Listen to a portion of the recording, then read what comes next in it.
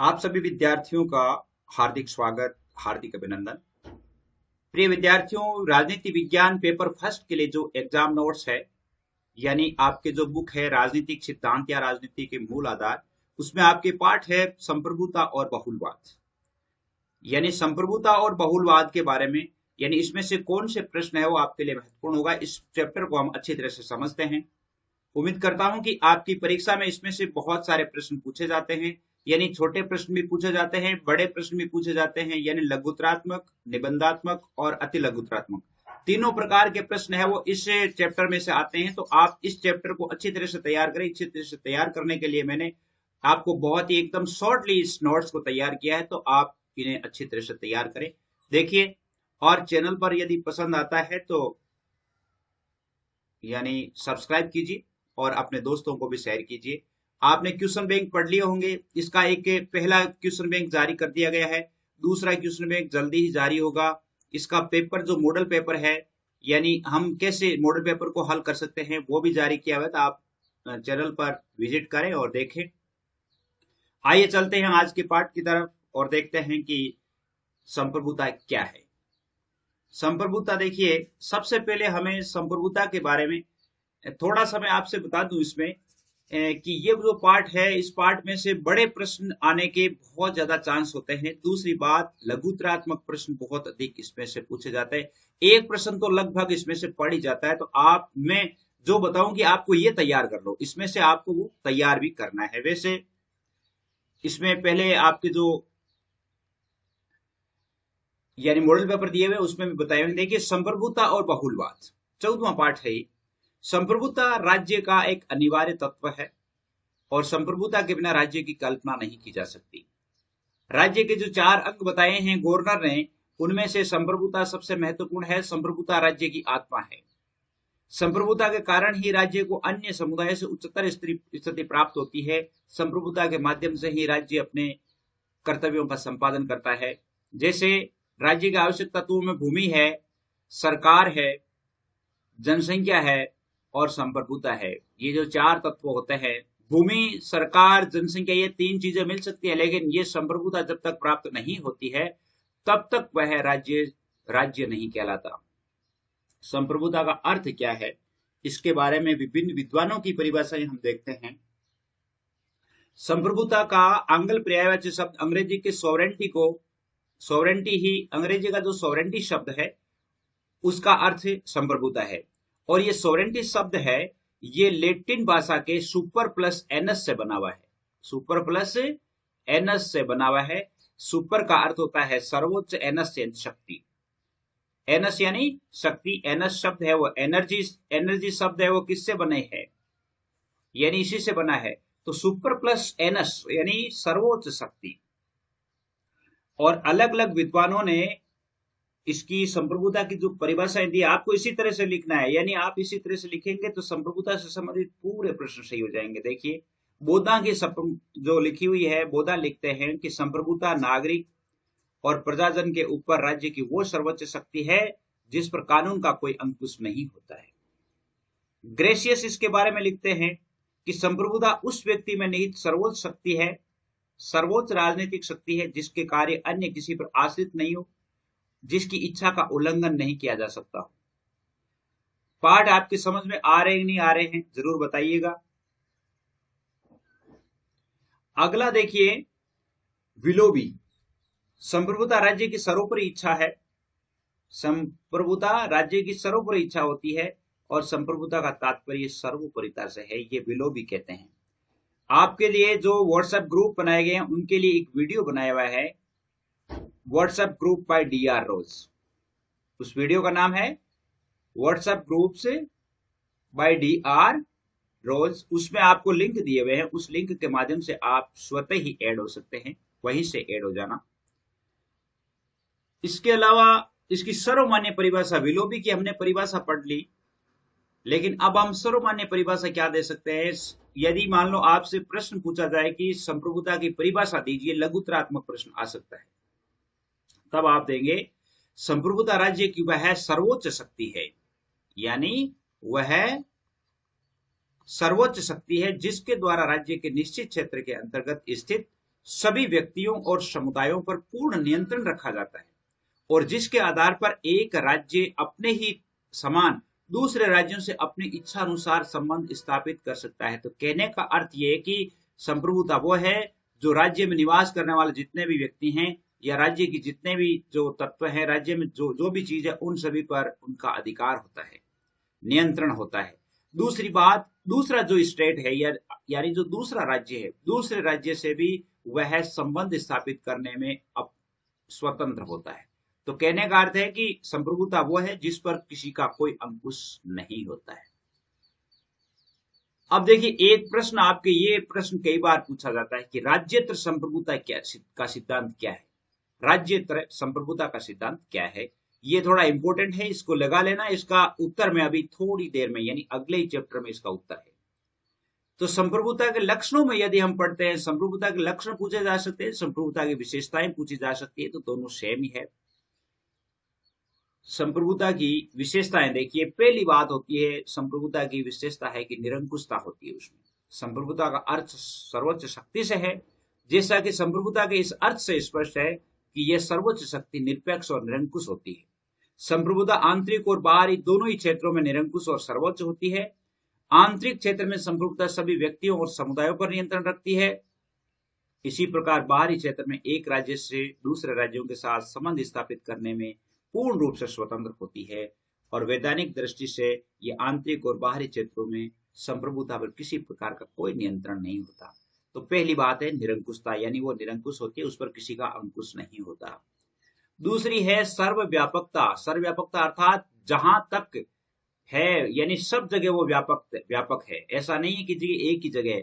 संप्रभुता की सर्वव्यापकता का तात्पर्य यह है कि राज्य के अंतर्गत स्थित सभी व्यक्तियों समुदायों पर राज्य की प्रभुत्व शक्ति का नियंत्रण रहता है। जहां तक उसका राज्य होता है, इस कोने से लेकर उस कोने तक संप्रभुता व्याप्त होती है, अर्थात सब जगह समान रूप से काम करती है। इनमें से कोई भी संप्रभु शक्ति से मुक्त होने का दावा नहीं करता। यानी राज्य में रहने वाले जितने भी चीजें हैं, जितने भी मनुष्य है, चाहे जितने भी जो भी वहां उनके आयाम है, उन सभी पर संप्रभुता का अधिकार होता है। और सर्वव्यापकता का केवल एक अपवाद किया जा सकता है, राज्यत्र संप्रभुता का सिद्धांत। अभी आपने देखा था प्रश्न कि राज्यत्र संप्रभुता का सिद्धांत क्या है। अगर प्रश्न आ जाता है तो उसका उत्तर आप कैसे लिखेंगे? उसका उत्तर लिखेंगे कि इस सिद्धांत के अनुसार एक देश के अंतर्गत स्थित राजदूतावास उस देश की संपत्ति समझा जाता है। राजदूतावास जैसे मान लो अपने देश का राजदूतावास कार्यालय जो है वो मान लो इंग्लैंड में है या अमेरिका में है, तो उस देश की संपत्ति समझा जाता है। और दूतावास के क्षेत्र में उसी देश के कानून लागू होते हैं जिस देश का वह प्रतिनिधित्व करता है। अर्थात भारत का आदमी अगर मान लो वहां अपने दूतावास कार्यालय में काम करता है तो उसके ऊपर भारत के कानून लागू होते हैं जिस देश का वह प्रतिनिधित्व करता है, अर्थात जिस देश की ओर से वो गया है। ये राज्यत्र संप्रभुता होती है। राज्यत्र संप्रभुता का अर्थ है कि वहां पर जो दूतावास कार्यालय है उस पर वहां की संप्रभुता काम नहीं करती। इंडिया में जैसे मान लो अगर अमेरिका का दूतावास है तो उस पर अमेरिकन कानून लागू होंगे, इंडियन कानून लागू नहीं होंगे।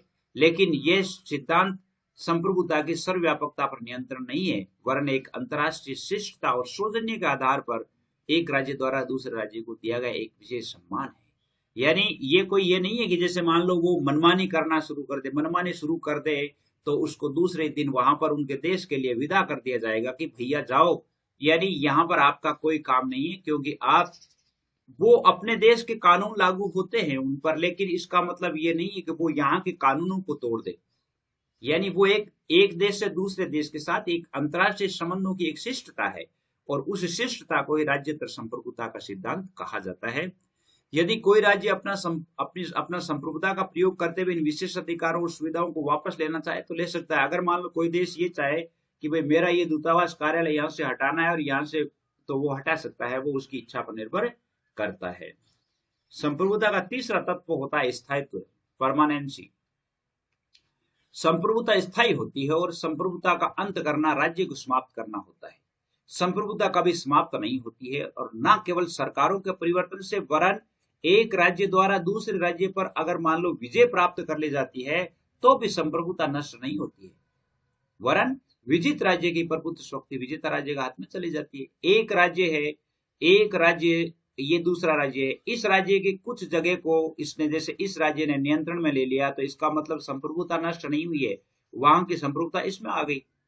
तो यानी संप्रभुता हमेशा बनी रहती है, वो स्थायित्व होती है, परमानेंट होती है। अपृथक्करणीयता, अपृथक्करणीयता का अर्थ होता है अलग करना।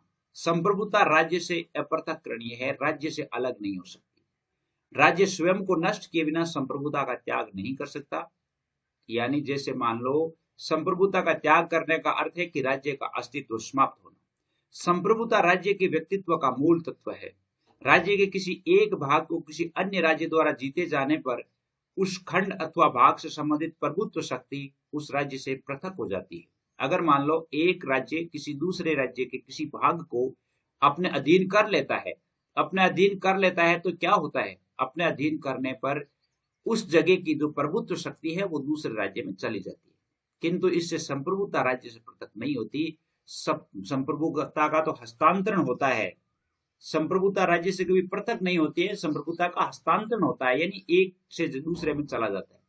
जिस प्रकार निज को नष्ट किए बिना मनुष्य अपने जीवन तथा व्यक्तित्व को, अर्थात वृक्ष अपने फलने फूलने के स्वभाव को पृथक नहीं कर सकता, उसी प्रकार संप्रभुता को राज्य से पृथक नहीं किया जा सकता। यानी व्यक्ति जो है, जिस प्रकार व्यक्ति अपना विकास किस प्रकार करता है, उसी प्रकार राज्य के विकास के लिए भी संप्रभुता आवश्यक है। अविभाज्यता, अर्थात वो विभाजित भी नहीं होती, संप्रभुता बंटती नहीं है। संप्रभुता का एक अन्य प्रमुख लक्षण उसकी अविभाज्यता है। संप्रभुता पूर्ण है, उसे विभाजित करने का अर्थ है उसे नष्ट करना और एक से अधिक राज्यों की रचना करना। यानी जैसे मान लो संप्रभुता विभाजित हुई है, इसका मतलब है कि दो राज्य बन गए हैं। और कल हम इसके बारे में लिखते हैं कि संप्रभुता एक पूर्ण वस्तु है।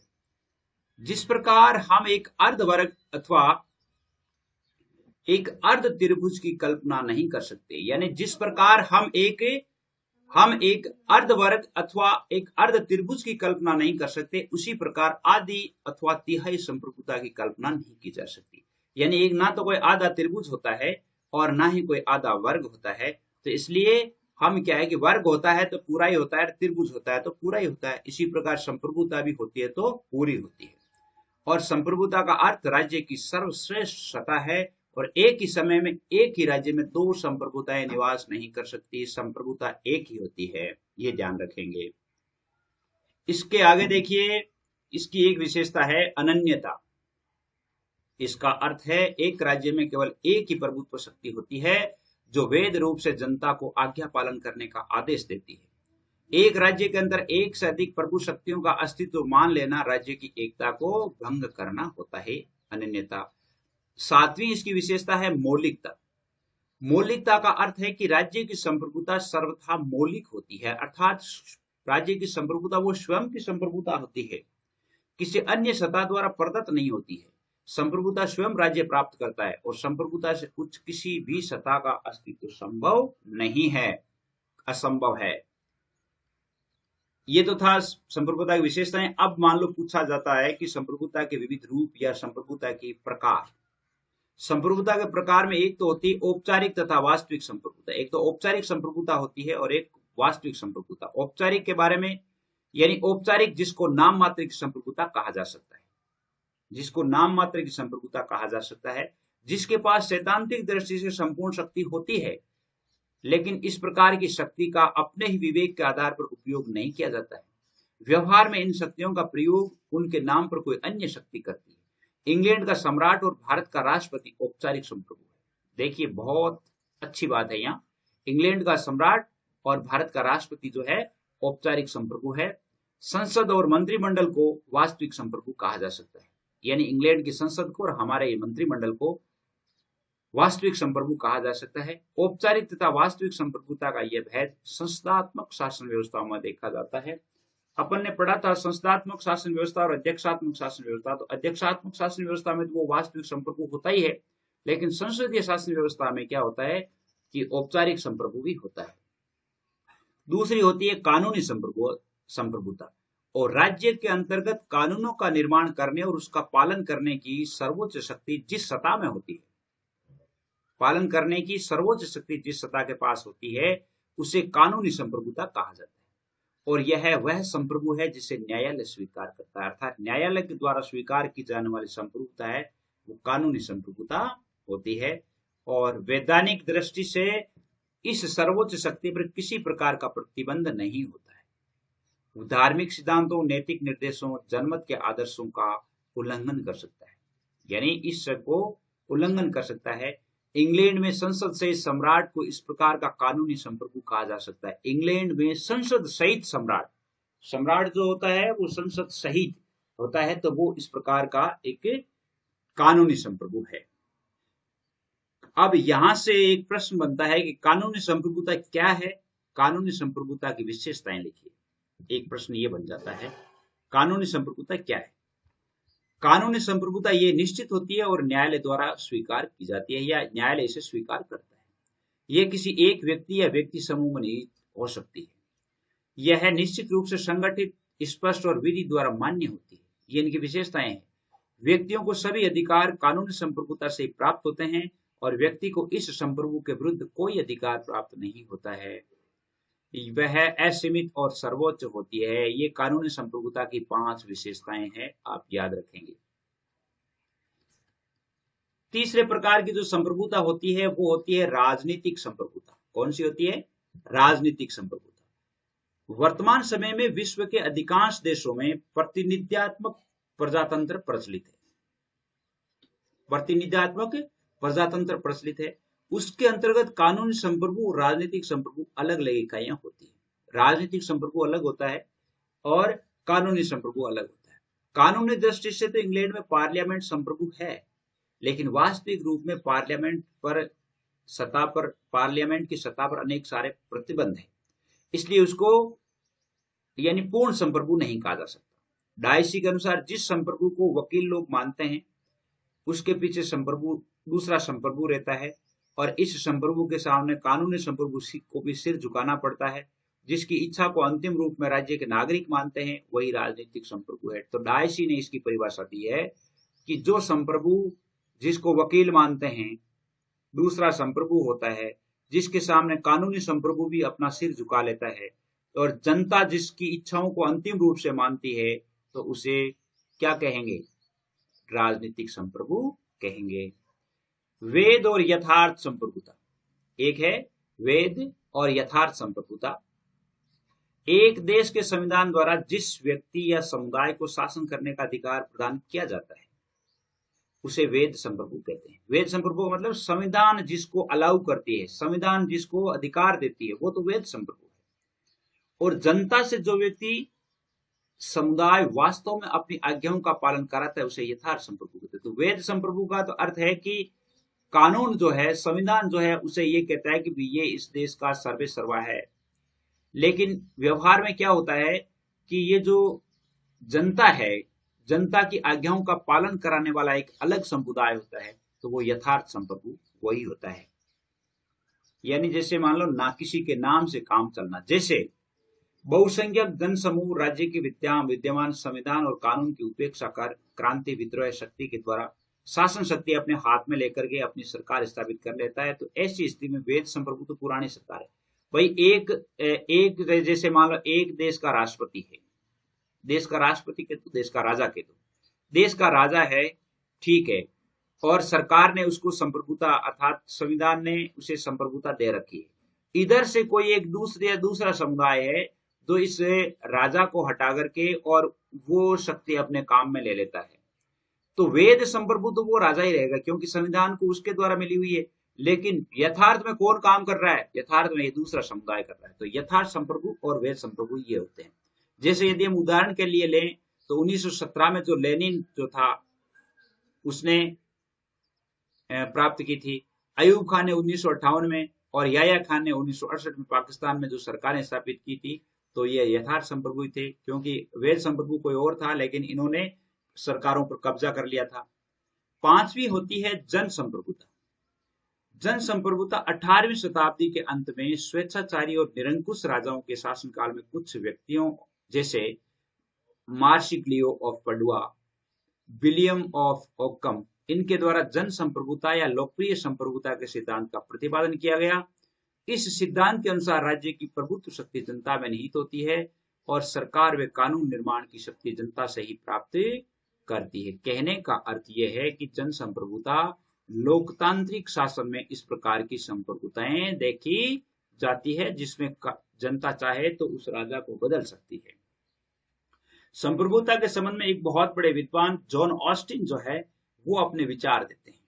जॉन ऑस्टिन की संप्रभुता का सिद्धांत आपके पूछा जा सकता है, वेरी इंपॉर्टेंट है। संप्रभुता के वैधानिक सिद्धांत का सर्वोत्तम विश्लेषण जॉन ऑस्टिन ने 1832 में किया था। कब किया था? 1832 में। उनकी पुस्तक है लेक्चर्स ऑन जूरिस्प्रूडेंस, विधान शास्त्र व्याख्यान। विधान शास्त्र पर व्याख्यान उनकी किताब है जॉन ऑस्टिन की, जिनको अंग्रेजी में लेक्चर्स ऑन जूरिस्प्रूडेंस कहा जाता है। उन्होंने संप्रभुता की कुछ विशेषताएं बताई थी। तो जॉन ऑस्टिन के द्वारा जो संप्रभुता के बारे में बताया वो क्या है? जॉन ऑस्टिन कहते हैं कि प्रत्येक स्वतंत्र राजनीतिक समाज अर्थात राज्य में आवश्यक रूप से कोई व्यक्ति या व्यक्ति समूह संप्रभु होता है। तो कहने का मतलब है, एक शब्द में हम लिख सकते हैं कि प्रत्येक राज्य में एक संप्रभु होता है। जॉन ऑस्टिन के अनुसार प्रत्येक राज्य में एक संप्रभु, इसको हम इस प्रकार छोटे में लिख सकते हैं। जिस प्रकार पदार्थ के पिंड में आकर्षण का केंद्र होता है। दूसरा है, संप्रभु किसी एक मानव या मानव समूह के रूप में हो सकता है, किंतु यह आवश्यक रूप से निश्चित होना चाहिए। तो इसको हम छोटे में लिख सकते हैं, मानव या मानव समूह में संप्रभुता का निवास। मानव या मानव समूह में संप्रभुता का निवास। तीसरी, जॉन ऑस्टिन के अनुसार जो विशेषता है, जैसे इसमें देखिए मानव समूह वाली बात में जैसे सामान्य इच्छा है, प्राकृतिक कानून, देवी इच्छा है, जनमत है, ये भावात्मक प्रतीकों में हित हो सकती है। वह तो एक निश्चित मनुष्य या एक निश्चित सत्ता होनी चाहिए जिस पर किसी का कोई प्रतिबंध नहीं होता है। तीसरी इनकी विशेषता है कि इस प्रकार का निश्चित मानव श्रेष्ठ स्वयं किसी उच्चतर अधिकारी के आदेशों का पालन नहीं कर सकता। उसकी इच्छा सभी व्यक्तियों और समुदायों में से उच्च होती है और वह प्रत्यक्ष या अप्रत्यक्ष रूप से किसी के भी नियंत्रण में के अधीन नहीं होता है। तो हम इसको शॉर्ट में लिख सकते हैं कि संप्रभु किसी के भी नियंत्रण में नहीं होता है। संप्रभु प्रत्यक्ष या अप्रत्यक्ष रूप से किसी के अंकुश में नहीं होता है। चौथी बात है कि प्रभुत्व शक्ति को समाज की बहुसंख्या से पूर्ण आज्ञाकारिता प्राप्त होनी चाहिए। ऑस्टिन का विचार है कि संप्रभु अधिकारी के प्रति आज्ञाकारिता और स्थिर निरंतर होना चाहिए। तो इसमें एक हम इतना ही लिख सकते हैं कि संप्रभुता में आज्ञाकारिता पालन करवाने की शक्ति होती है। पांचवी विशेषता ऑस्टिन ने बताई है कि प्रभुत्व शक्ति के आदेश ही कानून होते हैं और आदेश के रूप में आज्ञाओं को न मानने की दिशा में दंड का अधिकारी होना पड़ता है। प्रभुत्व शक्ति यानी संप्रभु के आदेश जो होते हैं वो ही कानून होते हैं और उन आदेशों को नहीं मानने वालों पर को दंड भुगतना पड़ता है। प्रभुत्व शक्ति अविभाज्य है क्योंकि वह एक इकाई है, इसलिए वह खंडित नहीं हो सकती और इसको छोटे में हम लिख सकते हैं अविभाज्यता।